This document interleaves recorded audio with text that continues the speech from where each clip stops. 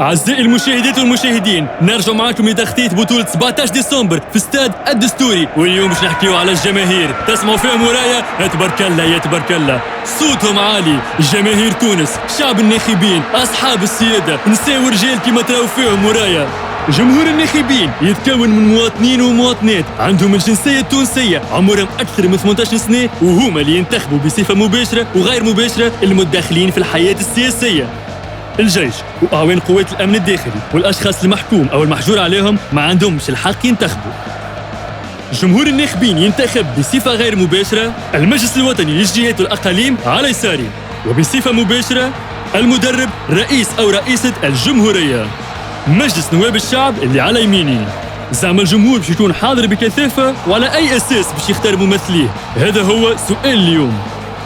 كان معاكم الفاهم التونسي من برنامج الكرة عندك، حلل ناقش مستقبلك.